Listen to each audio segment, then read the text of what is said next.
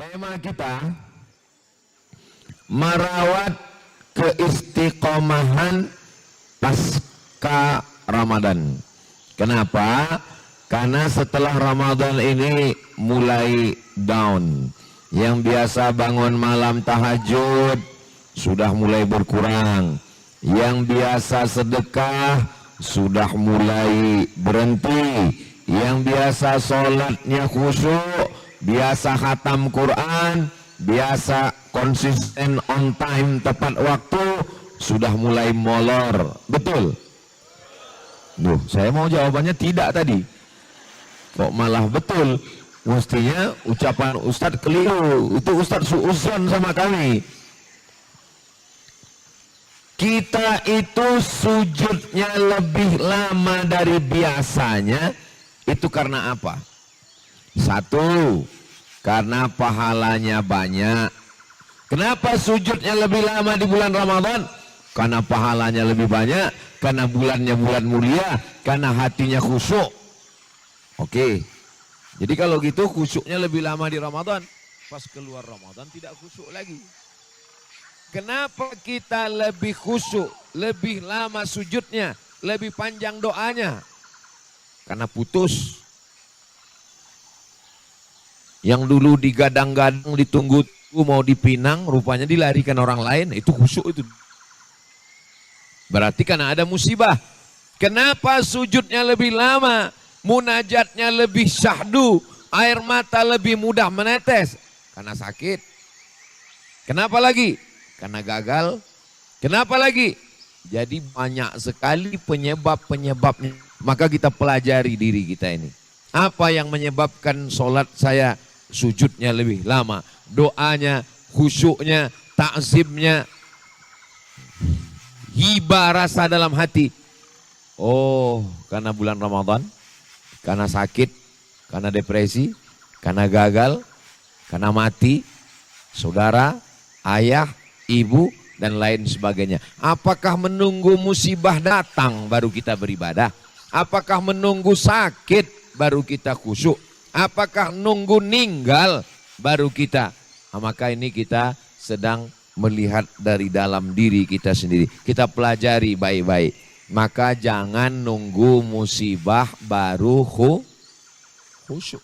Karena kalau nunggu musibah baru khusyuk, iya kalau musibahnya sakit, iya kalau musibahnya gagal. Kalau musibahnya langsung mati, apa masih sempat khusyuk setelah mati? Enggak ada gunanya lagi. Jadi at-tafakkur sa'ah, berpikir bertafakur sesaat, khairum min qiyamil lailah. Lebih baik daripada qiyamul lail sepanjang malam. Berpikir, renungkan, pikirkan, kenapa saya ini begini? Kenapa saya enggak tahajud malam? Selama ini tahajud malam 30 malam. 30 malam tahajud Pak Ustadz. Kenapa tahajud? Karena khawatir enggak makan sahur. Berarti bukan karena tahajudnya, tapi karena sahurnya. Lalu kenapa sekarang nggak tahajud lagi? Karena nggak ada acara makan sahur. Kalau makan sahur, bangun. Kenapa makan sahur? Karena kalau nggak makan sahur, khawatir haus, khawatir lapar. Jadi kalau begitu, tahajudnya tidak tulus 100%. Jadi yang pakai usolli sunnat tahajud karena makan sahur dan takut lapar lillahi ta'ala. Ini sekarang kita sedang menganalisa diri kita sendiri. Kenapa waktu di Ramadan itu rajin baca Quran? Karena bulan Ramadan bulannya turun Al-Quran. Saya ingin hatam Quran. Kenapa kamu rajin baca Quran dan mengejar hatam Quran di Ramadan? Pertama, karena bulan Ramadan bulannya turun Al-Quran. Oke, yang kedua, karena lingkungan. Masing-masing kita nanya, kamu udah berapa juz? Kamu sudah hatam? Kamu sudah? Begitu selesai Ramadan, bahkan jangankan selesai Ramadan, di akhir Ramadan pertanyaannya sudah berubah. Rencananya nanti mudiknya berapa hari? Sudah berubah dari pertanyaan. Jadi kalau begitu bukan karena Qur'annya, bukan karena amalnya, tapi karena situasi yang mendukung. Sebelum kita masuk ke poin-poin bagaimana cara merawat keistiqomahan pasca Ramadan ini, kita mau menganalisa dulu bahwa sebenarnya kita melakukan sesuatu bukan karena sesuatu itu, tapi karena sesuatu yang lain. Kita melakukan sesuatu bukan karena dia, tapi karena sesuatu yang lain. Kita tahajud bukan karena tahajudnya, tapi karena kita mau makan sahur. Kita makan sahur bukan karena makan sahurnya, tapi karena kita takut lapar. Kita baca Quran bukan karena Qurannya, tapi karena kebetulan satu grup sudah pada khatam dan kita belum. Kita puasa karena kebetulan, ya kamu kenapa puasa? Pak saya puasa, ibu saya puasa, semua puasa, enggak enak enggak puasa, ya puasalah Pak Ustaz. Tapi kalau ada yang ngajak makan siang, saya ikut juga. Berarti bukan karena dia. Makanya kita disuruh beribadah lillahi ta'ala. Sesuatu kita lakukan bukan karena dia, tapi karena ada unsur yang lain. Contoh, kita marah sama orang. Karena orang itu menginjak kaki kita. Pertanyaannya, kita marah sama dia karena nginjak kaki kita atau karena status dia? Saya marah sama dia karena dia nginjak kaki saya, Pak Ustadz. Yang nginjak siapa? Yang nginjak adik saya. Kamu marah sama dia bukan karena nginjak kaki kamu. Karena yang nginjak kaki kamu itu adik kamu. Coba kalau yang nginjak kaki kamu tentara. Jadi kalau gitu marahnya kenapa? Marahnya bukan karena kaki diinjak, tapi karena sesuatu yang lain. Ketika adik kamu yang nginjak, kamu marah. Mana mata kamu? Tapi ketika kamu sedang berada nunggu di stasiun kereta api, di terminal, tiba-tiba ada yang nginjak. Orang yang tegap kakinya, badannya kekar, kumisnya melintang, nginjak. Kamu akan senyum, injak lagi gak apa-apa. Berarti karena ada unsur yang lain. Maka coba kita merenung sejenak. Ramadan yang kemarin yang kita lakukan itu karena apa? Kenapa kamu sholat tahajudnya banyak? Sholat tarawih 8 sampai 20 tambah witir 3, 23. Bangun malam tahajud lagi 8 rakaat. Sholat sunat wudhu. Coba tanya, karena tahajudnya atau karena yang lain? Karena yang lain. Kenapa? Karena kebetulan saya ada grup dan di situ ada tahajud call. Sudah tahajud belum? Gak enak kalau jawab enggak, ya tahajud lah. Makanya cara merawat yang pertama, beramal bukan karena bulan, beramal bukan karena musim, beramal bukan karena orang, beramal karena lillahi. Allah yang kita sembah di bulan Ramadan kemarin, apakah beda dengan Allah di bulan Syawal? Ya Allah Ramadan, selamat tinggal. Sekarang Allah Syawal. Kalau begitu Tuhan kita 12. Allah Ramadan, Allah Syawal, Allah Zulqa'dah, Allah Zulhijjah. Allah kita satu. Qul huwallahu ahad. Makanya semuanya lillahi ta'ala. Usalli sunnatad duha raka'ataini lillahi ta'ala. Puasanya nawaitu shauma ghadin an ada'i fardhi syahri Ramadan hadhihi sanati lillahi ta'ala. Bukan karena orang lain, bukan karena bulan, bukan karena yang lain. Makanya ada ungkapan. Ungkapan ini hati-hati juga ngucapannya. Andai aku beramal karena surgamu, tolong tutup pintunya.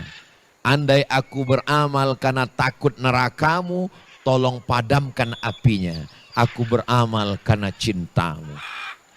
Ini ungkapan orang yang sedang jatuh cinta. Biasanya orang kalau jatuh cinta itu ngomongnya memang agak ngelantur-ngelantur. Saya belum sampai lagi ke level itu. Saya hanya masih beramal mengharapkan surga. Ya, saya beramal mengharapkan surga. Jadi kalau gitu Ustaz nggak tulus dong karena Allah. Loh, Allah yang nyuruh. Wasari'u ila maghfiratim min rabbikum wajannah. Beramallah kamu karena surga. Dan Nabi nyuruh, idza sa'altumullaha, kalau kamu meminta kepada Allah, fas'aluhul firdaus. Mintalah surga jannatul firdaus. Jadi kalau begitu, sholat tahajud malam karena surga, salah apa enggak salah? Enggak salah. Kalau saya nanya, khawatir jawabnya salah, enggak usah dijawab. Karena setiap kali saya nanya, itu nanti saya jawab sendiri. Banyak jamaah, kalau ada model ustadz yang nanya-nanya, itu dia stres. Karena memang trauma, dari SD udah ditanya melulu. SD ditanya, SMP ditanya, SMA ditanya, S1 ditanya, skripsi ditanya. Saya mau ngaji ini nggak usah ditanya-tanya lagi. Ustadznya nanya juga. Jadi kalau saya nanya, nggak usah dijawab. Kenapa? Saya jawab sendiri. Saya tahu psikologis jamaah yang sulit dalam keadaan tertekan. Nah, jadi kita poin yang pertama merawat keistiqomahan pasca Ramadan adalah lillahi. Dari mulai bangun malamnya lillahi ta'ala. Dari mulai tahajudnya lillahi ta'ala. Sholat berjamaah subuh ke masjidnya lillahi ta'ala. Sholat duhanya lillahi ta'ala. Siang amal ibadah lillahi ta'ala. Lalu kemudian yang Ramadan kemarin itu hanyalah proses latihan. Banyak orang menganggap Ramadan ini bulan menumpuk amal. Ditumpuk amal sebanyak-banyaknya Ramadan. Tahajudnya, witirnya, tarawihnya, hatam Qur'annya, zikirnya, sedekahnya. Ditumpuk di Ramadan. Setelah Ramadan, alhamdulillah Ustaz. Sudah siap persediaan untuk 11 bulan ke depan. Bukan. Allah bisa karena biasa. Ambil burung merpati. Ikat sayapnya pakai karet, masukkan ke dalam kotak selama 7 hari. Pulang dari sini nanti langsung beli merpati ya. Ikat pakai karet, masukkan ke kotak, kasih makan beras 7 hari. Hari apa ini? Ahad, Senin, Selasa, Rabu, Kamis, Jumat, Sabtu. Nanti hari Sabtu buka karetnya, lepaskan. Dia akan terbang. Nanti petang dia pulang ke tempat kotak yang sudah kita siapkan. Ustadz sudah praktekkan. Dulu saya punya banyak burung merpati. Almarhumah mak saya biara burung merpati. Sekarang gak ada lagi. Saya potong semua. Menjinakkan merpati cukup 7 hari. Kasih beras, padi. Insya Allah tahu dia kemana pulang petang nanti. Tapi umat Islam diikat. Kemarin diikat 7 hari atau berapa hari? 30 hari diikat dengan tarawih, diikat dengan witir. Begitu masuk Syawal di masjid yang tinggal pemain inti. Pemain naturalisasi terbang. Pemain cadangan hilang. Dia yang azan, dia iqamat. Dia yang imam, dia yang nyapu, dia yang bersihkan WC sekalian. Untung masih ada dia, saudara kita. Dia lebih dulu masuk surga dari kita. Betul? Wah, betul lagi katanya. Karena dia yang paling ikhlas.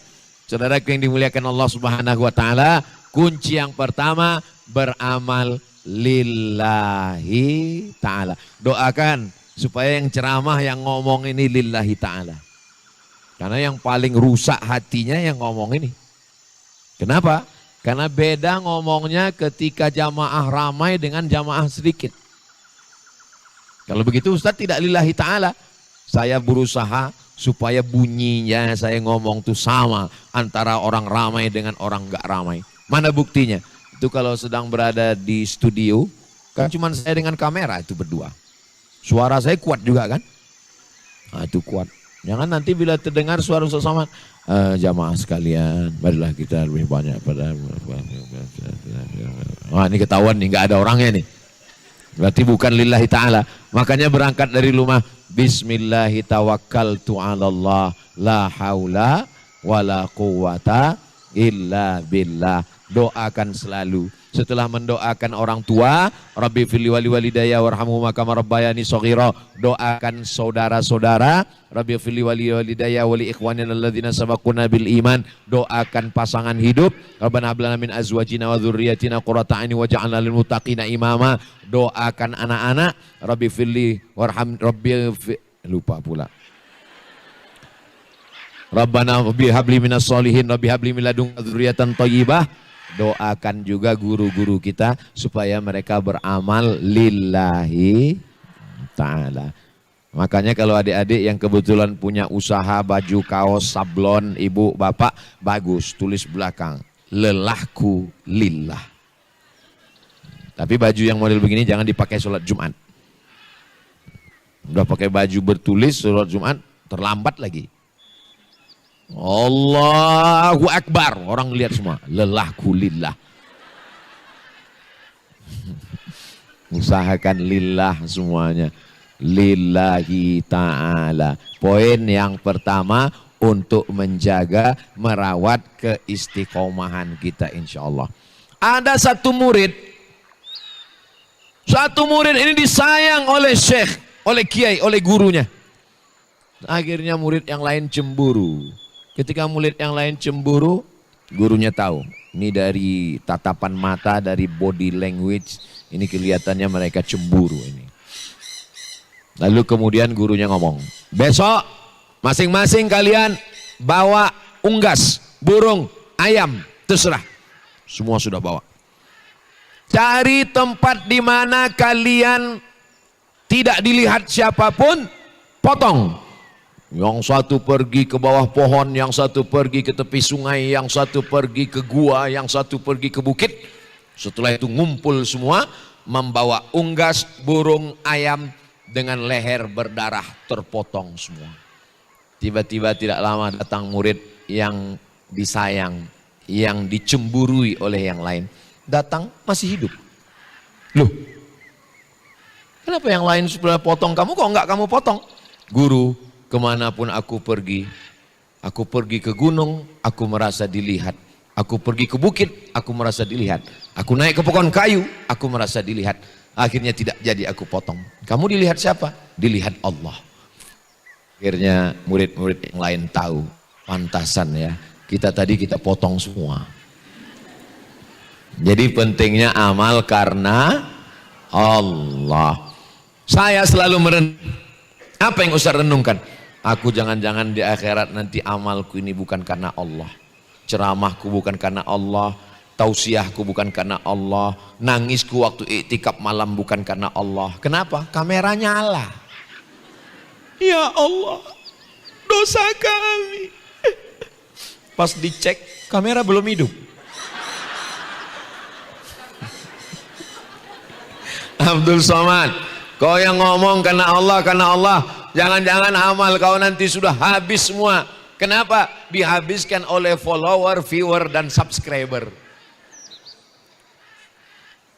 Yang duduk di sana, yang bukan siapa-siapa, bukan apa-apa, yang tidak dikenal orang, itulah yang hatinya lebih terjaga. Popularitas, kemasyhuran adalah fitnah.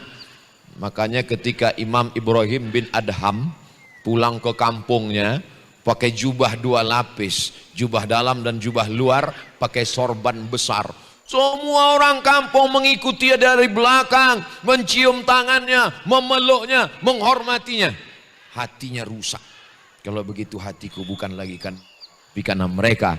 Lalu kemudian saat pulang kampung yang kedua kali, dia pakai celana biasa, dia pakai baju biasa, dia pakai tutup topi biasa, dan orang tidak terlalu menghormatinya. Saat itu dia berkata, hari ini aku merasa lebih dekat kepada Allah Subhanahu wa ta'ala. Tapi jangan gara-gara cerita ini, nanti adik-adik, anak-anak muda nih pulang ke rumah pakai celana pendek, pakai singlet. Pas ditanya, kamu kok gini? Dengan begini aku merasa lebih dekat dengan Allah. Bukan begitu, tetap ada aturan syariat Islam. Saya tidak menyalahkan saudara kita, guru kita, habib kita, kiai kita, tuan guru kita yang pakai jubah, nggak salah. Ini kita ceritakan tentang hati kita kan? Kita nggak cerita tentang hati orang. Saya tentang bercerita tentang hati saya, tentang hati kita. Maka kita jaga hati ini jangan sampai rusak. Ala fil jasadi mudghah. Ketahuilah di dalam jasad, di dalam tubuh, di dalam badan ini ada segumpal. Idza salahat salahal jasad. Kalau dia baik, benar, betul, lurus, yang lain ikut jadi baik. Ini Ustadz Somad dari tadi berdirinya kok enggak geser-geser di sini terus. Memang saya sengaja, ini bukan enggak sengaja. Alasannya kalau saya bergeser tentu kamera bergeser. Alasan yang kedua, kalau saya terlalu lama berdiri di sini, nanti keluar komen di YouTube, Ustadz gatal. Kalau saya terlalu lama berdiri di sini, ada juga yang komen, kelihatannya Ustadz sudah berubah orientasi. Intinya, kalau kita ngikut omongan orang, kita akan pusing sendiri. Hidup ini sebetulnya nggak ribet, nggak sulit, nggak jelimet, nggak susah, nggak payah. Hidup ini mudah. Yang sulit itu adalah memikirkan omongan ngaku semua. Jadi biarkanlah diri kita bermesraan dengan Allah, berdua-duaan dengan Allah. Bangunlah di tengah malam, mandi. Saya anjurkan kalau bangun itu mandi. Nanti kalau mandi katanya sakit tulang Pak Ustadz. Yang rematik itu kalau mandi habis maghrib sampai jam 12. Adapun jam 1, jam 2, jam 3 bagus. Bahkan ada terapi mandi. Supaya apa? Supaya segar bugar. Kalau kita tidur, badan kita mengeluarkan keringat. Keringat itu baunya nggak usah diceritakan. Manusia ini dari mulai ujung rambut sampai ke ujung kaki itu nggak ada yang wangi. Cobalah korek-korek kepala, hijum. Dari mulai kerak kulit kepala sampai kerak kulit hidung, sampai kerak kulit telinga, sampai kerak kulit mulut, sampai ujung kaki nggak ada yang wangi. Itu makanya dicari pohon kayu yang wangi. Semakin dibakar, semakin dicincang, semakin disakiti, dia mengeluarkan aroma yang wangi. Namanya apa? Sudah gaharu cendana pula, sudah tahu bertanya pula. Pohon gaharu itu kalau dibiarkan hidup, itu ada tumbuh hitam di dalam batangnya, itulah yang mahal itu. Bahkan ada parfumnya, dia mengeluarkan minyak, minyaknya itu disimpan dalam satu botol. Saya pernah dikasih orang satu botol begini, Ustadz ini minyak gaharu asli harganya 20 juta. Begitu dikasih saya simpan sampai sekarang nggak saya pakai. Karena saya khawatir kalau saya bawa, pas saya oles yang lain minta. Pas saya oles pasti yang lain ngulurkan tangan. Begitu saya oleskan ke tangan-tangan mereka, saya pun meneteskan air mata. Jadi pohon tanaman wangi, bunga mawar, mawar, ma artinya air, war artinya wardun, bunga ros, mawar artinya air bunga mawar. Air bunga, diambil bunga, dimasukkan ke dalam air, disimpan, airnya wangi harum semerbak, diusapkan ke wajah, ke kepala, wangi. Sebelum dikenal parfum yang diproduksi di Eropa dan di Jazirah Arab. Jadi kita sudah punya harum-haruman dari negeri kita sendiri. Tanah kita ini luar biasa suburnya. Kalau mau tahu bagaimana suburnya tanah kita ini, gemah ripah lo jenawi, tongkat dan batu jadi tanaman, apapun tumbuh. Lihatlah, tumbuh menghijau. Jadi manusia ini hampir tidak menghasilkan apa-apa kecuali bau busuk. Kalau mau tahu bau kepala sampai kaki, coba 3 hari ini nggak usah pakai sabun, nggak usah pakai sampo, nggak usah pakai odol gigi. Nggak usah diceritakan baunya. Nikmati aja sendiri. Tapi kemudian kita diajarkan Rasulullah menjaga kebersihan. At-tatayyub, di antara yang sukai Rasulullah sallallahu alaihi wasallam. Yang pertama adalah murnikan tauhid, saya beramal karena Allah Subhanahu wa taala, lillahi taala. Yang kedua, mau tidak mau, suka tidak suka, kita berpengaruh, dipengaruhi oleh lingkungan. Lingkungan sangat berpengaruh. Kenapa saya ngomong berdiri? Karena kebetulan orangnya ramai. Kalau jamaahnya cuma 10, saya duduk di bawah. Ngapain saya berdiri di sini? Jamaah cuma 10 orang. Jamaah sekalian, ngapain saya berdiri? Ngapain juga? Mending saya duduk, kita buat halakoh. Dan suara saya juga nggak perlu tinggi dan nggak perlu pakai mikrofon. Paling duduk, saya akan nanya, gimana keadaannya? Apa kabar Bapak? Sehat? Ya silakan minum. Karena kebetulan 10 orang ya dikasih minum kan. Jadi kita amat sangat terpengaruh dengan lingkungan. Dan lingkungan kita ini ada 3. Lingkungan yang pertama, rumah. Maka usahakan rumah yang kira-kira dekat masjid, dekat musola. Jauh pun nggak apa-apa karena kita langkah kaki. Ada namanya Bani Salim. Rumahnya jauh dari Masjid Nabawi.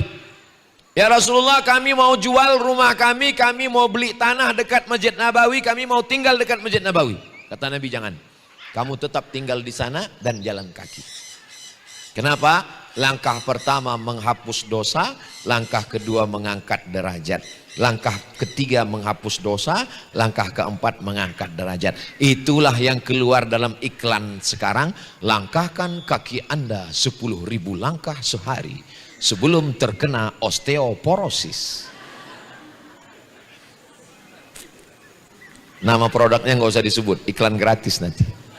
Sebelum osteoporosis ada, Nabi sudah mengajarkan berjalan kaki.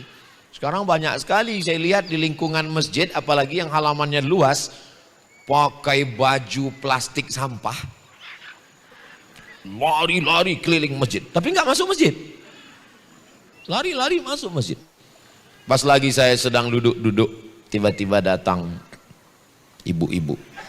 Ustadz, saya mau menawarkan produk untuk Ustadz. Dijamin kalau Ustadz minum ini Ustadz akan lebih berwibawa. Apa ini nama produknya, Bu? Susu menambah berat badan. Dia mau jual produk ini, asli halalan thayyibah. Sesuai dengan ucapan Ustadz, bangkitkan ekonomi umat. Setelah dia habis ngomong selesai, bahan dia sudah saya lihat sudah mulai agak habis. Lalu saya bilang, Ibu ngelihat orang yang lari-lari pakai baju kresek sampah itu? Iya, mereka lari itu untuk apa? Untuk kurus. Saya belum lari aja udah kurus. Habis itu dia pergi. Gagal. Jadi lingkungan kita usahakan yang dekat dengan masjid. Ayyalas salah. Mau nggak mau, suka nggak suka, nggak enak hati. Tuh berarti nggak lillah dong Pak Ustadz. Usaha menuju lillah. Yang kedua, lingkungan tempat kerja.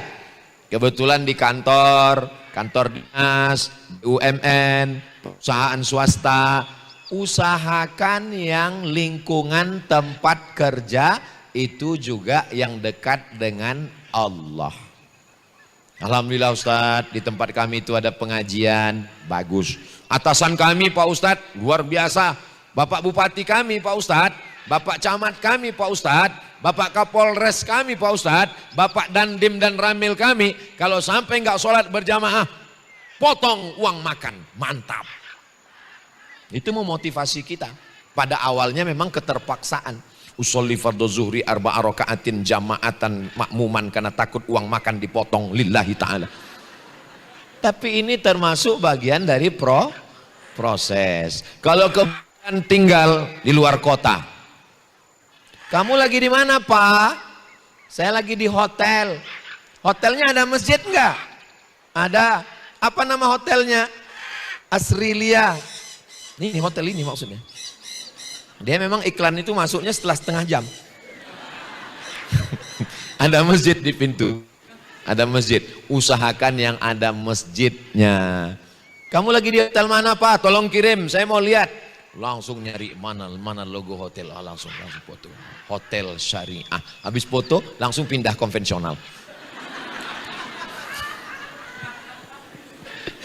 Jadi lingkungan yang pertama adalah lingkungan tempat tinggal. Lingkungan kedua adalah lingkungan tempat kerja. Lingkungan yang ketiga, lingkungan sosial media. Coba renungkan. Tempat tinggal, alhamdulillah Pak Ustadz. Kami sore-sore ada grup yasinan ibu-ibu, alhamdulillah. Malamnya ada kajian di masjid Pak Ustadz, alhamdulillah. Dekat dengan masjid, dekat, alhamdulillah. Tempat kerja juga. Sekarang lingkungan yang ketiga, bagaimana dengan medsos sosial media? Coba perhatikan grup-grup WA, grup SD. Grup SD ceritanya kiki. grup SMP, grup SMA. Kemarin acara halal bihalal grup SMA. Masing-masing menunjukkan pas lagi ngambil makanan. Oh, gelangnya besar. Oh, rantai. Ustadz kayaknya dapat kiriman videonya ini. Ini grup-grup ini untuk apa? Apakah kalau kita mati grup ini mau masuk liang lahat? Kalau grup itu tidak membawa kita kepada Allah, say goodbye. Ustaz memang nggak ada grup. Di dalam handphone saya cuma satu grup inti sahabat UAS. Lain itu nggak ada. Kenapa? Karena grup-grup ini serba salah kita. Mau kita nggak komen, langsung dia kirim gambar orang benjol, hanya ngeliat nggak pernah komen. Mau kita komen, ceritanya nggak betul. Pikirkan, coba duduk bersama. Andai nggak duduk, tulis di grup pagi. Mau dibawa kemana grup ini? Cerita masalah politik, ribut. Cerita masalah agama, ribut. Cerita masalah, mau jadi apa grup-grup ini? Tapi kalau grup, coba perhatikan siapa yang follow sahabat-sahabat kita yang ada di Instagram, yang ada di TikTok, yang ada di FB, yang ada di grup WhatsApp, yang ada di Twitter. Ini tidak kalah hebatnya dengan lingkungan tempat tinggal dan lingkungan tempat kerja. Ini ngaruhnya luar biasa. Saya ada ikuti beberapa grup yang ada di FB, grup Ahlus Sunnah wal Jamaah, grup Al-Aqidah Al-Asy'ariyah. Bagus, isinya kajian-kajian, maka ini baik-baik semua. Subscribe apa saja channel yang kita subscribe dan kita menjadi subscribernya. Maka ini kita, alhamdulillah, ini dikelola dengan baik oleh Ustadz EN. Beliau ini punya pondok digital. Jadi jamaahnya itu jamaah memang ghaib semua. Pondok digital. Jadi kalau saya setiap hari Selasa malam Rabu itu bersama beliau di hijrah bersama Ustadz Abdul Somad, itu enggak ada ya dengan kameramen, ini berdua. Setelah itu mereka tinggalkanlah saya. Akhirnya setelah itu baru kita dialog tanya jawab. Siang ini saya diberi waktu dari jam 9 sampai jam 10 Ustadz ngomong. Habis itu nanti akan ada tanya jawab. Habis itu Ustadz ngomong, nanti akan kita simpulkan. Yang pertama lillah, yang kedua ciptakan lingkungan. Alhamdulillah Pak Ustadz, saya sudah berusaha lillah. Lingkungan tempat tinggal bagus. Lingkungan tempat kerja, beberapa memang ada Abu Jahal, Abu Lahab, setan ada Ustadz. Justru indahnya hidup ini ya karena ada setan itu. Kalau nggak ada dia gimana indahnya? Baik semua. Itu kita bukan di dunia, itu di sorga itu. Memang yang namanya manusia ini ya begitu. Ada salahnya, ada kurangnya, ada nakalnya, ada jahatnya. Itu namanya manusia. Tapi kalau jahat terus setan. Baik terus malaikat. Teman kita ini bukan setan dan bukan malaikat. Dia masih manusia. Manusia itu penuh dengan silap, lupa, khilaf dan salah. Justru kalau dia nggak ada, nggak enak hidup ini. Persaingan itu kan, coba kalau kita lihat dalam perjalanan, ada Nabi Ibrahim, ada Namrus, ada Nabi Musa, ada Fir'aun, ada Kabil, ada Habil, ada Isa, ada Herodes, ada Nabi Muhammad SAW, ada Abu Jahal, ada Abu Lahab. Begitulah kehidupan. Jadi kalau nanti ada orang nanya, aku bosan dengan hidup ini. Kenapa ya? Kasih tahu dia. Memang hidup ini begitu perjalanannya. Ada Kabil, ada Habil, ada Musa, ada Fir'aun, ada Ibrahim, ada Namrus, ada Isa, ada Herodes, ada Nabi Muhammad, ada Abu Jahal, ada aku, ada kamu.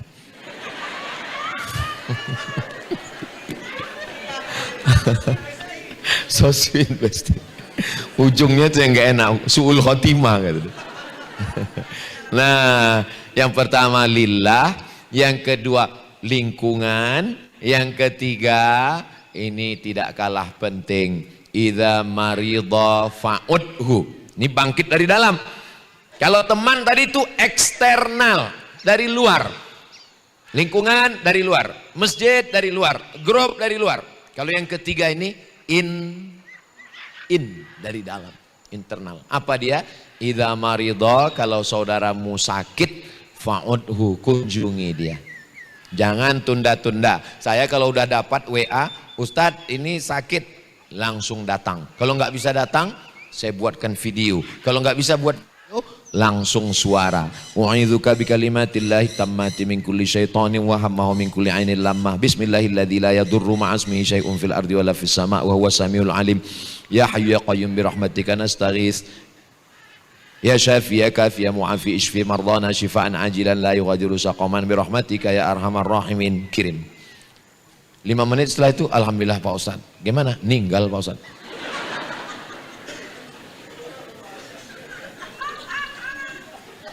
Jadi yang ketiga adalah membangkitkan dari dalam. Jangan tunda merespon orang sakit. Kalau bisa datang. Gak bisa datang, kirim video. Saya pagi ini 2 video, 1 voicemail untuk saudara yang sakit. Kalau nggak bisa juga, doakan supaya diberikan kesembuhan dan kesehatan. Itu membangkitkan kita dari dalam. Ustaz Abdul Somad, nanti jadwalnya habis tausiah di Masjid Agung, kita mampir sebentar ke rumah sakit di seberang masjid ya. Insya Allah, insya Allah. Saya pun sampai ke masjid, ketemu dengan bapak ibu dokter, saya diberi jubah warna hijau.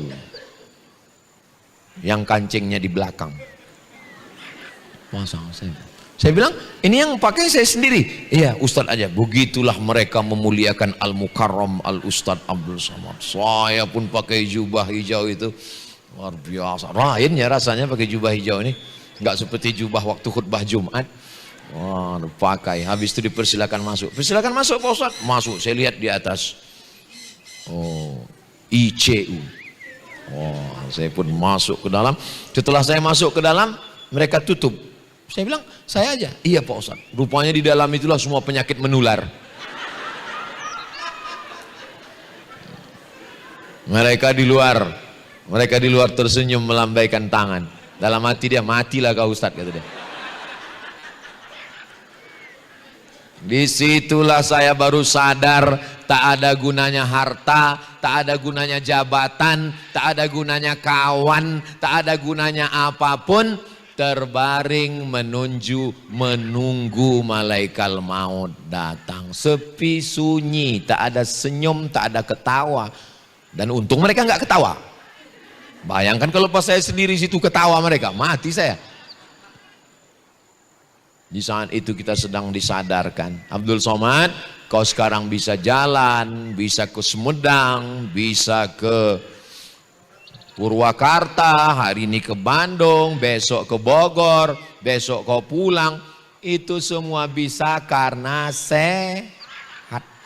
Wasihhataka qabla saqamika. Sehatmu sebelum sakitmu. Manfaatkan kesehatan ini seefisien mungkin. Dulu waktu saya kuliah di Mesir, ujung sana 2 kursi, ujung sana 2 kursi. Biasanya kursi diletakkan di tepi soft. 2 kursi ujung, 2 kursi ujung. Untuk siapa? Untuk orang-orang tua yang sakit. Jangan biarkan orang sakit di rumah.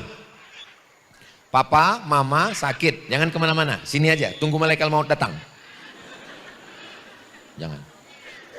Ayah, ibu yang sakit, bangkitkan semangatnya, bawa ke masjid. Kenapa? Karena dengan melihat masjid berdoa, bangkit semangat hidupnya. Yang penting ini adalah semangat, spirit, soul. Semangat itu yang mesti dihidupkan. Bawa dia ke masjid. Maka orang sakit ke masjid. Ibu juga begitu. Kalau suami sakit jangan. Itulah dulu waktu sehat nggak mau ke masjid. Mati aja. Jangan ibu. Ibu bangkitkan semangatnya. Papa sehat. Papa sehat. Sehat pak. Walaupun pas ditanya orang. Betul suami kau sehat. Kalau aku tengok nampaknya nggak sampai hari Jumat selesai ini. Semua STNK BPKB udah kusiapkan semua. Nah. Tapi kemarin waktu saya datang 2017 bulan Agustus 1 bulan di Kairo di Mesir, saya lihat di masjid udah nggak ada lagi kursi 2 di kanan di kiri udah nggak ada. Loh, Orang Mesir, Kairo udah sehat semua. Rupanya kursi ditumpuk di belakang, satu sop sakit semua.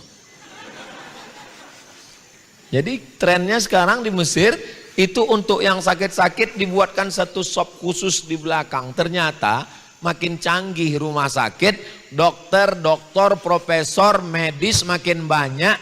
Ternyata orang makin sehat atau makin sakit. Maka kita yang sehat ini bersyukur dengan amal soleh. Jangan sampai nanti ketika sudah tua, berada di rumah sakit, suara azan berkumandang, masuk dari celah jendela, hayya salat. Barulah kita menangis meleleh air mata. Nasi sudah jadi tai ayam. Udah sakit, ibu masih cerita bubur juga lagi. Maka ini kita kalau melihat orang sakit, saya untuk menasehati diri saya. Siapa yang menasehati diri saya? Ustaz En tolong nasihati saya. Ustaz Ebit tolong nasihati saya. Mereka nggak mau nasihati saya. Lalu siapa yang menasihati Ustaz? Nasihat yang tidak kata-kata, nasihat yang bukan suara, nasihat yang bukan tulisan, tapi langsung masuk ke mata saya melihat orang sakit. Kalau ngelihat orang sakit itu, pertanyaan kita jangan memberatkan dia. Udah berapa lama di sini? Biayanya berapa? Apa? Kedatangan kita itu kalau bisa membuat dia keluar out of the box, keluar dari kotak. Dia sekarang sedang berada di dalam kotak yang ada bocor itu gas. Maka kedatangan kita merubah cerita baru. Bayangkan dia sudah 2 bulan di opname dan pertanyaan orang itu terus. Sakit apa? Gimana awal mulanya? Biayanya per hari berapa? Kedatangan kita bercerita tentang sesuatu yang baru. Ketika datang seorang sahabat sakit, lalu Nabi menawarkan, kamu mau sembuh atau mau berdoa, aku doakan supaya sembuh, atau engkau tetap diberikan Allah kebaikan. Dia malah meminta supaya dapat kebaikan. Dulu penyakit itu dianggap sebagai laknat, tapi setelah Islam datang, dengan penyakit dosa diampuni, dengan penyakit amal dilipat gandakan, dengan sakit menghapus segala silap salah dan dosa, dengan sakit orang mendapatkan amal sabar, innama yuwaffas sabiruna ajrahum bighairi hisab, dan kita bangkitkan semangatnya. Jangan malah kedatangan kita memperberat penyakit dia. Kamu sakitnya apa? Ini saya sakitnya jantung koroner. Wah, teman saya yang ini udah 5 meninggal. Nah, banyak orang menjenguk orang sakit itu demi orang lain. Kamu kemana? Saya ke rumah sakit. Ngapain? Inilah jenguk atasan saya. Nggak enak kalau nggak dijenguk. Yang lain udah jenguk. Saya masa nggak enak. Kok ke dia? Mestinya kita jenguk orang sakit itu ke kita. Kalau saya jenguk orang sakit, 1 yang untuk dia. Yang 4 ini untuk saya. Hai Abdul Somad, kau mesti bersyukur dengan sehatmu. Selama saya masih sehat, selama saya masih bisa berdiri, selama saya masih bisa ngomong, saya akan tetap menyampaikan ayat-ayat Allah, hadis-hadis Rasulullah. Mudah-mudahan kita sehat walafiat insyaallah. Amin ya rabbal. Lillah, lingkungan, lihat orang sakit, idza mata, kalau meninggal saudaramu, fattabi'hu fa'atsbi'hu, iringi jenazahnya. Mengiringi jenazah sampai ke liang lahat itu luar biasa. Saya berdiri di tepi liang lahat melihat makam di bawah. Yang gali tetap terus menggali. Bapak yang gali ini Pak? Iya Pak Ustadz. Yang lain kenapa belum datang? Ustadz terlalu cepat datang. Rupanya saya salah ngelihat jam. Bapak ngukurnya pakai apa? Kami ngukurnya pakai bambu Pak Ustadz. Loh, kok nggak pakai meteran? Karena kalau kami pakai meteran, ternyata nanti kuburan ini tiba-tiba menyempit, yang disalahkan tukang gali. Loh, pernah terjadi? Sering Pak Ustadz. Kami gali pakai meteran, rupanya kuburan ini menyempit. Jenazahnya datang, kakinya ditekuk, yang disalahkan tukang gali. Padahal kami sudah ukur betul, rupanya kubur itu menyempit. Sudah nggak sabar dia mau mencet, datang. Siapa ini? Itu yang tukang-tukang ukur tanah salah ukur. Siapa yang curang ngukur tanah qaida shibrin sejengkal salah, tuwiqa, maka akan dililitkan ke lehernya sab'i aradin, 7 lapis tanah ke bawah, digencet tanah. Hati-hati, ini sudah saya sampaikan di kantor Badan Pertanahan Nasional pas acara ulang tahun mereka, Pak Kanwil BPN acara ulang tahun Badan Pertanahan, lalu ngomong, Ustadz, kami acara ulang tahun Badan Pertanahan Nasional nggak mau buat acara karaoke, kami nggak mau buat di hotel, kamu buat pengajian. Dalam hati saya, mantap, inilah masanya. Nah, ini kenapa? Lahir diciptakan dari tanah, hidup di atas tanah, masuk lubang tanah, kerja ngurus tanah, dijempit, mati masuk lubang tanah. Oh gitu ya Pak penggali kubur. Iya Pak Ustadz, macam-macam. Kadang musim kering datang air Pak Ustadz. Luar biasa, macam-macam kejadian yang dia lihat. Setelah itu barulah orang datang. Setelah datang jenazah diturunkan, nangislah semua keluarga. Papa. Istri yang paling kuat nangisnya. Ustadz-ustadz yang ada di situ semua menasihati, jangan Bu, jangan, sabar. Saya nggak ada, saya diam aja, saya ngeliat aja. Belum pernah sekalipun saya melarang istri yang nangis di situ, nggak pernah. Saya cuma mau lihat apa betul dia mau masuk ke dalam. Mana ada, nggak ada itu. Setelah selesai pemakaman, anak masuk ke dalam. Yang masuk ke dalam cuma 3 orang. Satu megang kepala, satu megang pinggang, satu megang kaki. Mereka letakkan, mereka buka, penutup wajahnya itu dibuka. Hidung ini ditempelkan ke tanah, menghadap ke arah kiblat. Hidung ini ditempelkan, bayangkan tatapan. Lalu kemudian ditutup pakai papan. Habis itu anak pun melompat ke atas, dia ambil cangkol. Tolong nanti Ustadz EN buatkan video tutorial pendeknya. Hari pertama, hari kedua, hari ketiga, bagaimana proses berikutnya, bagaimana ketika biji mata ini melompat keluar, bagaimana ketika kulit kepala mengelupas yang selama ini dipakai, pakailah sampo, pakai mentol, turun salju di kamar mandi. Bagaimana kulit kuku ini mengelupas, tanggal copot, bagaimana usus mulai membesar, masuk angin, push, pecah, bernanah, cacing-cacing pun berdatangan. Pasukan cacing mengajak teman-temannya, brownies sudah siap. Apalagi yang dulu suka menganiaya cacing, mencucuk-cucuk cacing, kata cacing-cacing cucunya, inilah yang menyakiti kakek kami dulu. Tapi jangan gara-gara ini lalu nggak mancing, jangan.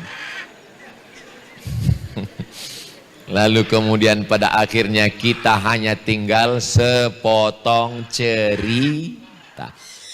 Artis anu ninggal, beritanya 2 hari. Habis itu datang berita berikutnya, apa? Narkoba. Ini meninggal, selesai beritanya. Datang berita yang terbaru, apa? KPK. Kita hanya sepotong cerita, maka tinggalkanlah cerita yang baik-baik. Saya mau kalau saya mati, saya bagian dari sepotong cerita yang indah untuk Bapak Ibu Adik semuanya insya Allah. Saya dulu tobatnya karena nonton video Ustadz, pas saya lagi jalan di Bukit Tinggi, datang anak muda bertato. Ustadz salah. Saya dulu berhenti pakai narkoba karena nonton ceramah Ustadz. Dalam hati saya, mudah-mudahan aku bagian dari cerita yang indah. Kenapa? Karena pada akhirnya kita akan berakhir mati menghadap Allah, yang tinggal hanya cerita. Maka tinggalkanlah cerita yang baik saja.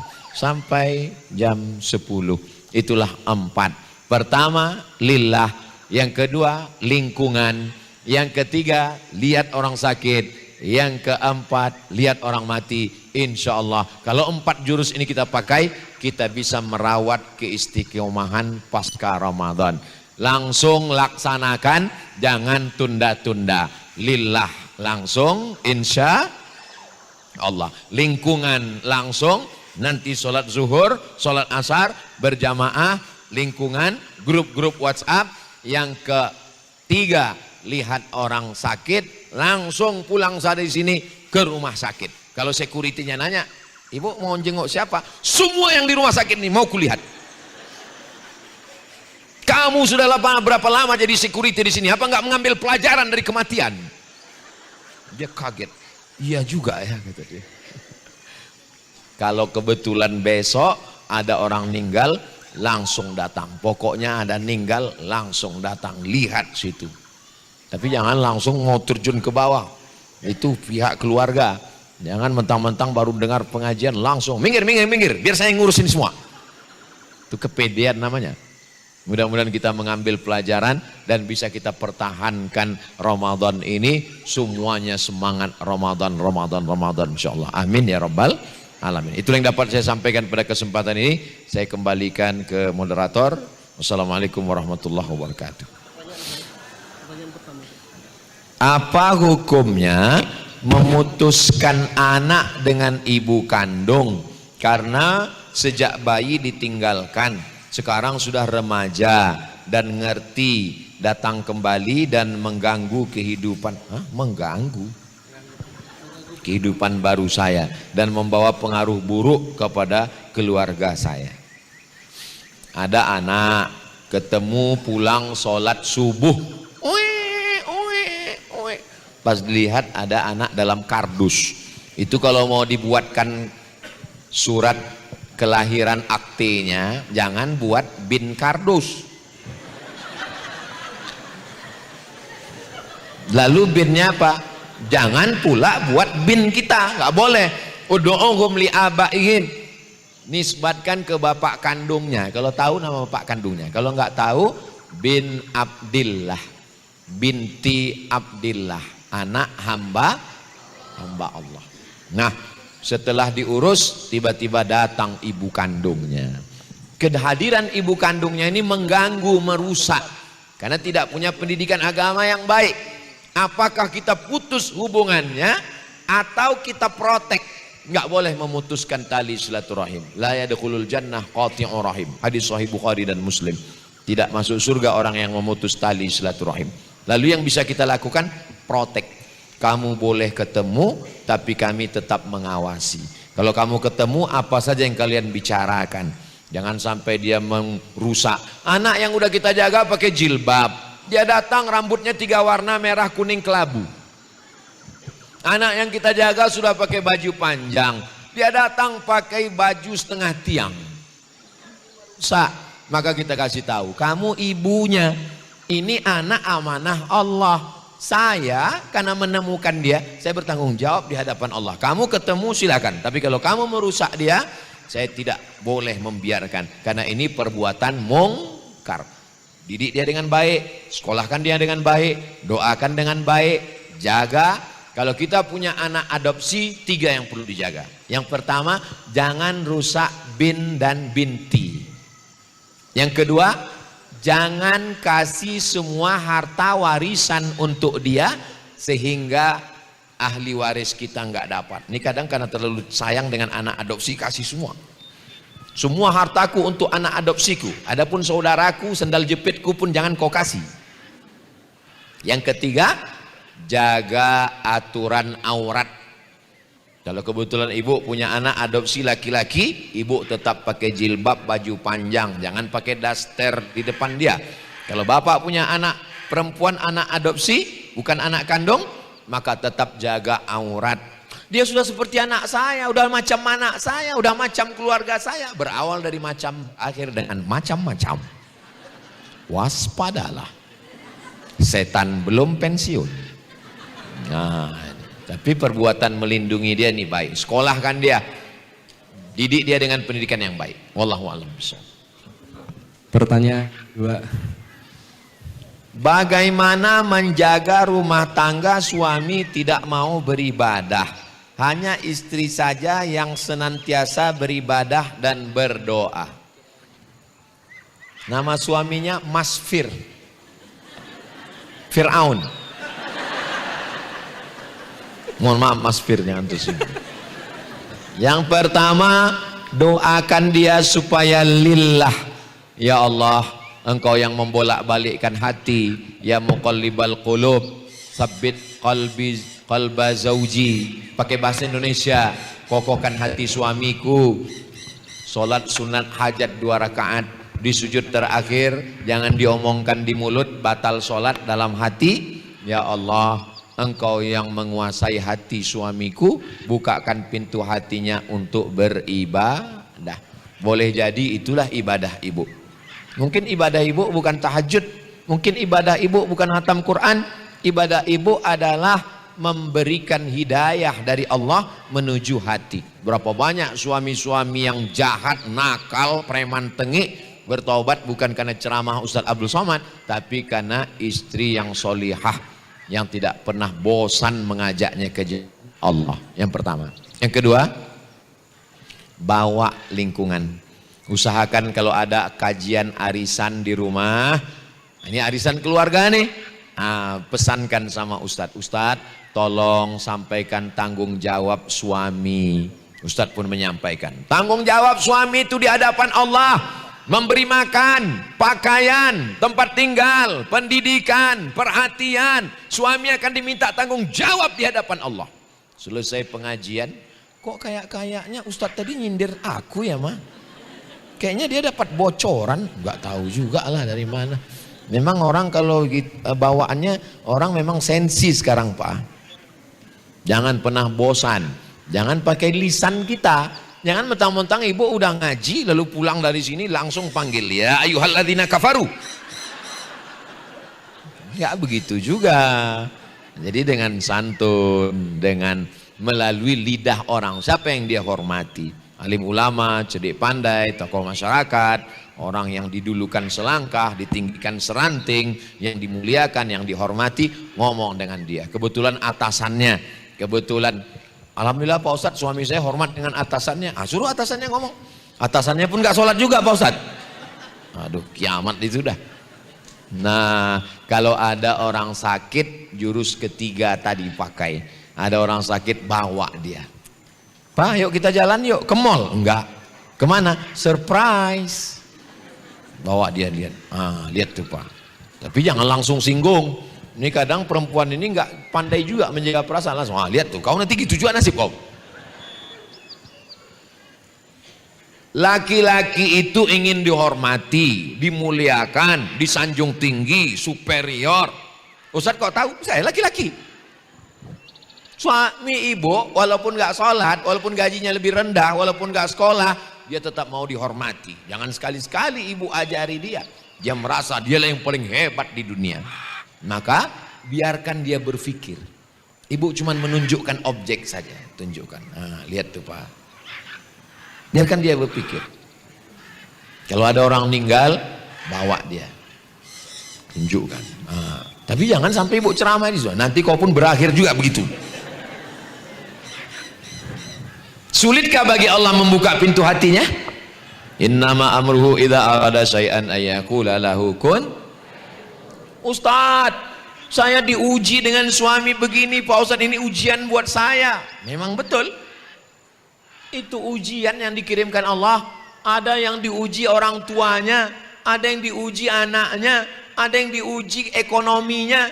Kebetulan ibu dapat jatah ujian menghadapi suami. Mudah-mudahan diberikan Allah hidayah.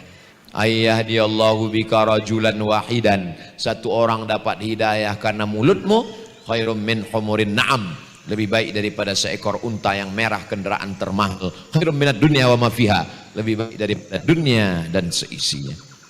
Ustadz, nanti kalau kita acara di sana, kita mampir ke rumah Bapak Fulan. Dia sudah siapkan mobil, siapkan kamar, siapkan makan, kita di sana Pak Ustadz. Oke. Ketemulah dengan Bapak Fulan. Celana jeans, baju, kaos, tutup dengan jaket kulit. Saya ini enggak orang baik Pak Ustadz. Saya ini orang nakal, jahat dulu Pak Ustadz. Terus gimana ceritanya Bapak taubat? Dalam hati saya, ini pasti karena dengar ceramah Ustadz Somad ini. Gimana ceritanya Pak? Cerita Pak Ustadz pas saya lagi pulang mau tidur malam, istri saya ngomong, nanti kalau abang mati gimana? Saya ceramah beribu kata 1 jam. Nggak ada masuk ke telinganya. Istrinya ngomong cuma 5 kata. Nanti kalau abang mati mana? Ternyata yang dari hati sampainya ke hati, sampai jam 2, jam 3 malam saya nggak bisa tidur Pak Ustadz. Nanti kalau abang mati gimana? Itulah yang membuat saya tobat Pak Ustadz. Nggak pakai ayat, nggak pakai hadis, nggak pakai sound system, nggak pakai tablik akbar. Luar biasa. Saya ketemu dengan seorang bapak hadir di pengajian, kursi paling depan. Gimana ceritanya bapak hijrah taubat? Istri saya paling suka ngaji di masjid Pak Ustadz. Satu malam hujan lebat, dia nelpon, "Mas, jemput aku ya." Saya bilang, "Udah naik taksi aja. Nanti kalau aku dilarikan supir taksi." Akhirnya saya jemput Pak Ustadz. Lama saya nunggu di parkir, dia nggak keluar-keluar. Emosi saya Pak Ustadz, ditelepon nggak diangkat, SMS nggak dibalas. Masuk saya ke dalam, saya berdiri di pintu. Pas saya dengar, enak ngajinya. Duduk saya di kursi paling belakang. Lama-lama saya di tengah, lama-lama di depan. Sampai sekarang saya nggak pernah ninggalkan pengajian Pak Ustadz. Kenapa? Karena istri dari perbuatannya, dari zikirnya, dari doanya, dari masaknya. Ketika nyuci ayamnya, buatkan suamiku tobat, buatkan suamiku tobat, buatkan suamiku tobat, buatkan suamiku tobat, buatkan suamiku tobat, buatkan suamiku tobat, buatkan suamiku tobat, buatkan suamiku tobat. Nyetrika bajunya, tobatkan suamiku ya Allah, tobat. Kalau enggak tobat juga matikan aja lah ya Allah. Jangan. Enggak ada yang sulit bagi Allah Subhanahu wa taala. Hidup kita ini macam-macam ujian datang silih berganti. Insya Allah ibu-ibu termasuk yang menjadi penyebab sampainya hidayah ke Bapak, insya Allah. Amin ya Rabbal Alamin. Baik, dua pertanyaan pertama tadi, pertanyaan yang kita ambil dari website yang sudah ditanya sebelumnya. Pertanyaan selanjutnya akan kita pilih dari peserta yang ada di dalam ruangan ini. Namun sebelum itu saya informasikan, pastikan Bapak Ibu mengikuti acara ini sampai selesai, karena di akhir session nanti insya Allah akan ada sesi doa yang akan dipimpin langsung oleh Tuan Guru Ustadz Abdul Somad. Baik, langsung saja kita akan pilih penanya pertama, karena Bapak sudah tunjuk tangan duluan. Langsung saja, silakan Pak. Bismillahirrahmanirrahim. Assalamualaikum warahmatullahi wabarakatuh. Waalaikumsalam warahmatullahi. Nama saya Zul Azmi dari Bandung. Mohon izin tanya Pak Ustadz tentang salat suluk, yaitu salat setelah salat subuh, kemudian kita berzikir. Jadi ada waktu isyraq, waktu kita salat, itu ada berbagai macam pendapat, dan saya amalkan itu Pak Ustadz. Mohon penjelasannya, karena ada saya dengar juga bahwa itu hadisnya tidak kuat. Kemudian yang kedua, tentang keutamaan sholat berjamaah di masjid. Ini perbedaan yang sangat antara sholat berjamaah di rumah sama sholat di masjid. Karena ada juga saya dengar hadis Rasulullah, pernah ada orang buta, beliau mengatakan karena dia buta, bisa nggak salat di rumah? Kata Rasulullah, kamu dengar azan nggak? Dengar. Jadi salat wajib di masjid. Nah ini posisi salat di masjid sama di rumah ini seperti apa Pak Ustaz? Salat berjemaah di rumah sama di masjid. Mohon penjelasannya. Terima kasih. Assalamualaikum warahmatullahi wabarakatuh. Man sholat subha fi jama'atin, siapa yang sholat subuh berjamaah, summa qa'ada yadhkurullah, kemudian duduk berzikir mengingat Allah, hatta tatlu'asy syamsu, sampai terbit matahari, summa yusalli rak'ataini, salat sunat 2 rakaat, kanat lahu ka ajri hajjatin wa umrah, dapat pahala seperti haji dan umrah, tamah, sempurna. Hadisnya ada dalam kitab Sunan At-Tirmidzi. Status hadisnya hadisun hasan. Hadis hasan, tidak ada ikhtilaf di antara ulama semua mazhab. Paling tua Hanafi, nomor 2 Maliki, nomor 3 Syafi'i, nomor 4 Hambali. semua mazhab menyepakati hadis hasan layak dijadikan sebagai dalil. Jadi tentang sholat sunat isyraq tidak ada ikhtilaf. Syaratnya 3, sholat subuh berjamaah, duduk berzikir di masjid mengingat Allah, dengar pengajian bisa, mengamalkan zikir-zikir, solawat, baca Quran bisa, istighfar, tasbih, tahmid, takbir, tahlil bisa, sampai terbit matahari. Di Bandung jam berapa terbit matahari? Tanya sama Google. Syuruk waktu Bandung, syuruk waktu Bandung. Nah, nanti dia kasih tahu. Maka di situ diberitahu jadwal sholat. Waktu subuh 0441 Bandung, West Java, Indonesia. Lalu kemudian setelah itu sholat zuhur, sholat matahari terbit 5.50 terbit, lewatkan 12 menit. Ketika matahari terbit tidak boleh, ini bumi, ini matahari.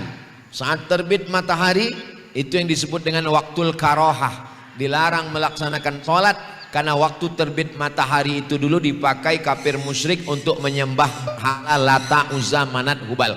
Sampai matahari setinggi tombak, lewat 12 menit. Karena naiknya matahari lewat setinggi tombak 12 menit, setelah itu baru bisa laksanakan sholat sunat isyraq 2 rakaat. Jadi kalau 5.50 tambah 15, 6/5 untuk waktu Bandung di bulan Syawal 1445 April 2024 ini, karena waktu terus berputar. Lalu laksanakan sholat sunat isyraq 2 rakaat. Pahalanya seperti pahala haji dan 2. Tentang sholat berjamaah ke masjid. Sholat berjamaah ke masjid, selesai Nabi sholat, Assalamualaikum warahmatullah, Assalamualaikum warahmatullah. Nabi ngecek ke belakang, nanya, inspeksi, asyahidun fulan, mana si fulan? Asyahidun fulan, mana si fulan? Asyahidun fulan, mana si fulan? Kenapa tidak datang sholat berjamaah? La uharriqanna alaihim buyutahum. Kalau mereka tidak sholat ke masjid, saya akan bakar rumah mereka, kata Nabi SAW.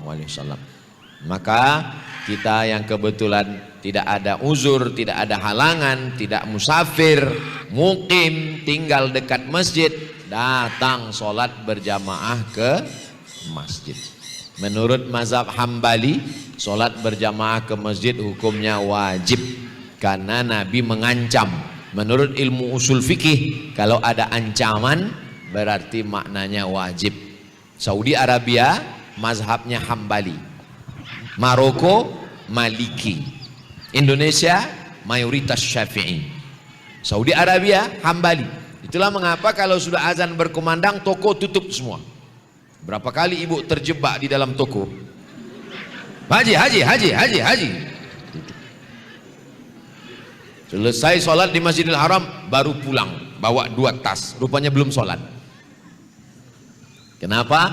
Karena mereka mazhab Hambali wajib sholat berjamaah ke masjid. Bagaimana dengan Abdullah bin Ummi Maktum? Abdullah bin Ummi Maktum dia buta. Lalu kemudian laisa li qaidun quduni, ana rajulun ir, saya buta tidak bisa melihat jalan. Laisa li qaidun yaquduni, tidak ada yang bisa membimbing saya, yang membawa saya ke masjid. Saya sebatang kara sendiri di rumah. Lalu kata Nabi, kamu boleh sholat di rumah. Ketika dia akan pergi, Nabi manggil, atas ma'un nida, apakah kau mendengar suara azan? Ya, kamu wajib ke masjid. Jadi hadis yang tadi masih sepotong, yang mengatakan, oh karena kamu buta, mohon maaf, karena kamu tidak ada yang membimbing ke masjid, kamu boleh ke rumah. Tapi pas dia mau pergi, Nabi nanya, atas ma'un nida, apakah telingamu mendengar suara azan? Kenapa Nabi bertanya suara azan? Karena orang yang tunanetra, mohon maaf, dia nggak bisa ngelihat, tapi mendengar suara. Hayya 'alas shalah. Dengar suara, berarti tahu lokasinya di mana. Datang. Maka kata Nabi, kamu tetap datang. Kalau yang tunanetra saja datang, apalagi kita yang sehat.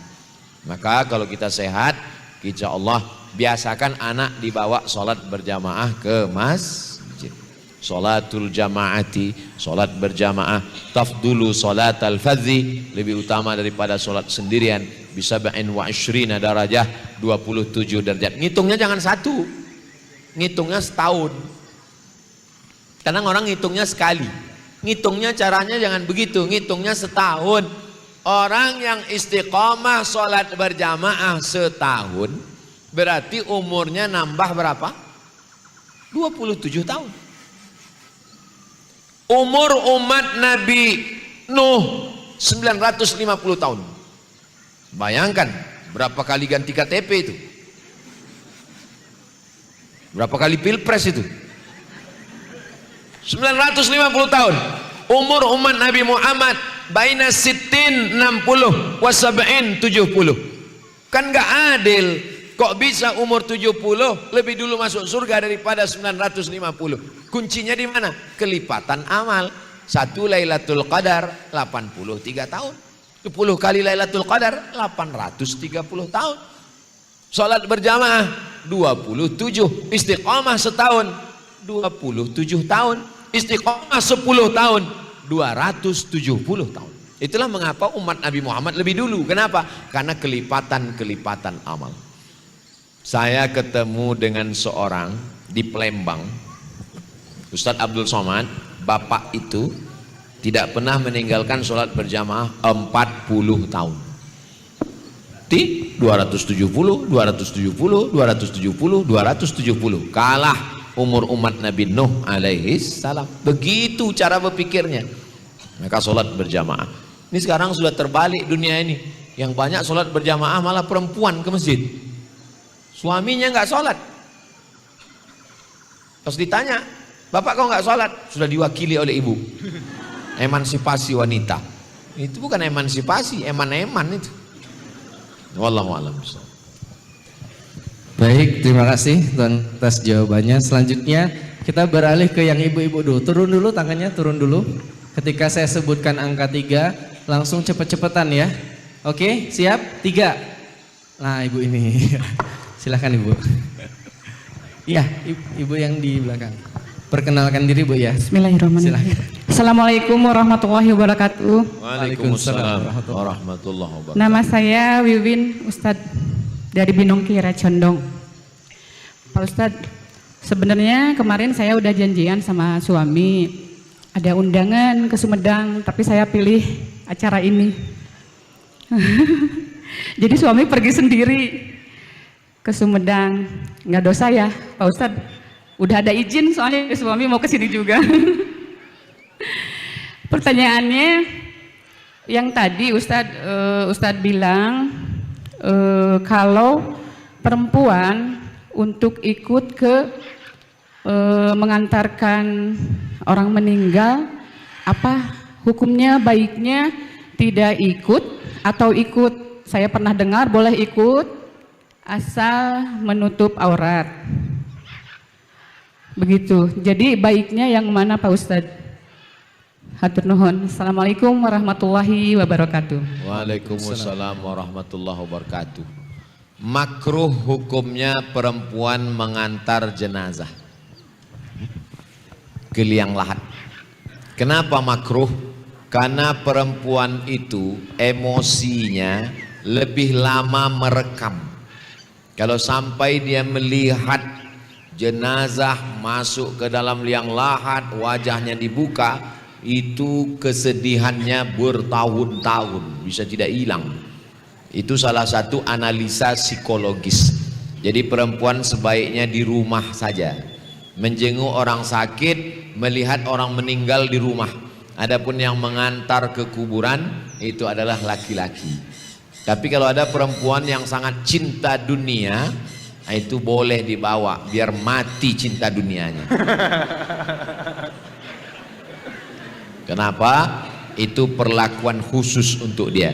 Tapi secara umum perempuan itu emosionalnya terganggu karena daya rekamnya, daya ingatnya lebih lama daripada laki-laki. Laki-laki ini nggak terlalu lama mengingat, sebentar aja dia. Habis itu lupa lagi. Beda sama perempuan. Kalau sudah nampaknya itu sekali, lihat dia, itu seumur hidup dia susah melupakan. Move on-nya payah, maka dia hidup ini harus terus berlanjut. Maka dimakruhkan oleh ulama, tapi tidak sampai pada haram. Tapi tadi Ustadz jurusnya keempat itu kan melihat orang meninggal. Melihat orang meninggal bukan berarti mengantar jenazah ke liang lahat. Datang melayat orang jenazah meninggal ke rumah orang, melihat orang mati. Hari ini kita duduk melihat istri orang menangisi suaminya, anaknya lari-lari, papa tidur kata dia. Besok pagi boleh jadi anak kita yang begitu. Jadi melihat itu memberikan pelajaran yang luar biasa ke dalam hati kita. Nah, demikian tentang hukum mengantar jenazah. Wallahu a'lam. Baik, Masya Allah. Kita ke penanya terakhir ya. Ya, ini yang belakang nggak ada yang mau nanya. Oke, turun dulu seperti tadi. Siap-siap. Oke, karena Bapak nggak menurunkan tangan, silakan Pak yang belakang Pak. Iya Bapak. Iya, yang tangannya nggak turun. Silakan. Silakan Pak.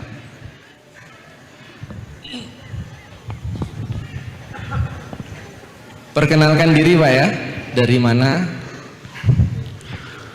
Bismillahirrahmanirrahim. Saya Sarjono dari Bandung, Gede Bage. Boleh sambil berdiri Pak, karena agak di belakang biar terlihat ketampanannya. Mau nanya Ustadz, Assalamualaikum warahmatullahi wabarakatuh. Waalaikumsalam. Saya nggak mau minta doa aja, saya nggak bertanya. Cuman kondisi ibu saya lagi sakit, ada di Jawa. Nah, kebetulan ada undangan dari MIM untuk kajian ini, makanya saya memilih di sini untuk minta doa ke Ustadz supaya disembuhkan ibu saya. Itu aja, terima kasih. Assalamualaikum warahmatullahi wabarakatuh.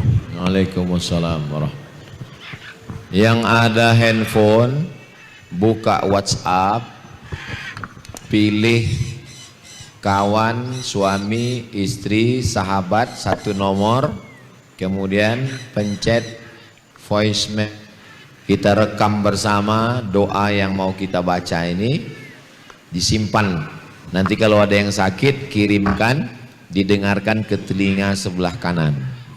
Pada hitungan ketiga, on. 1, 2, 3. A'udzu billahi minasy syaithanir rajim. Bismillahirrahmanirrahim. Alhamdulillahi rabbil alamin. Ar-Rahmanir Rahim. Maliki yaumiddin. Iyyaka na'budu wa iyyaka nasta'in. Ihdinas siratal mustaqim. Siratal ladzina an'amta 'alaihim ghairil maghdubi 'alaihim waladdallin. Amin. Allahumma salli ala sayyidina Muhammad wa ala ali sayyidina Muhammad kama sallaita ala sayyidina Ibrahim wa ala ali sayyidina Ibrahim. Allahumma barik ala sayyidina Muhammad wa ala ali sayyidina Muhammad kama barakta ala sayyidina Ibrahim wa ala ali sayyidina Ibrahim fil alamin innaka Hamidum Majid. Bismillahil syafi, bismillahil wafi, bismillahil kafi, bismillahil muafi, bismillahil ladzi la yadurru ma'asmihi syai'un fil ardi wala fis sama wa huwas sami'ul alim. Ya syafi, ya kafi, ya muafi, ishfi mardana warham mautana. Ya Rabbi bil Mustafa balligh maqasidana واغفر لنا ما مضى يا واسع الكرم أنت الحبيب الذي ترجى شفاعته لكل هول من الأهوال مقتحم يا حي يا قيوم برحمتك نستغيث بسم الله العظيم رب العرش العظيم أن يشفيك بسم الله العظيم رب العرش العظيم أذهب البأس اشفهم أنت الشافي لا شفاء إلا شفاؤك يا ذا الجلال والإكرام أكرمنا ولا تهنا واعطنا ولا تحرمنا وإذا مرضت فهو يشفين رب أني مسني الضر أنت أرحم الراحمين لا إله إلا أنت سبحانك إني كنت من الظالمين حسبنا الله ونعم الوكيل نعم المولى ونعم النصير ولا حول ولا قوة إلا بالله العلي العظيم بحق نبيك محمد صلى الله عليه وسلم وآله الطيبين الطاهرين وأصحابه الميامين والنبيين والصديقين والشهداء والصالحين والملائكة المقربين والعلماء العاملين والأولياء الصالحين وبسر الفاتحة أعوذ بالله من الشيطان الرجيم بسم الله الرحمن الرحيم الحمد لله رب العالمين الرحمن الرحيم مالك يوم الدين إياك نعبد وإياك نستعين اهدنا الصراط المستقيم صراط الذين أنعمت عليهم غير المغضوب عليهم ولا الضالين آمين. Dengarkan ke telinga kanan, bangun subuh, maghrib, dan mau tidur malam. Subuh awal hari, maghrib awal malam, mau tidur awal kehidupan baru. Di awal-awal start itu diiringi dengan doa. Subuh awal hari, maghrib awal malam, mau tidur awal kehidupan yang lain. Supaya itu yang mewarnai akal, hati, telinga, pikiran, semuanya. Munajat, berdoa kepada Allah SWT. Kesembuhan datang dari Allah. Tak ada yang sulit bagi Allah. Innama amruhu idza arada syai'an ay yaqula lahu kun fayakun. Wallahu a'lam.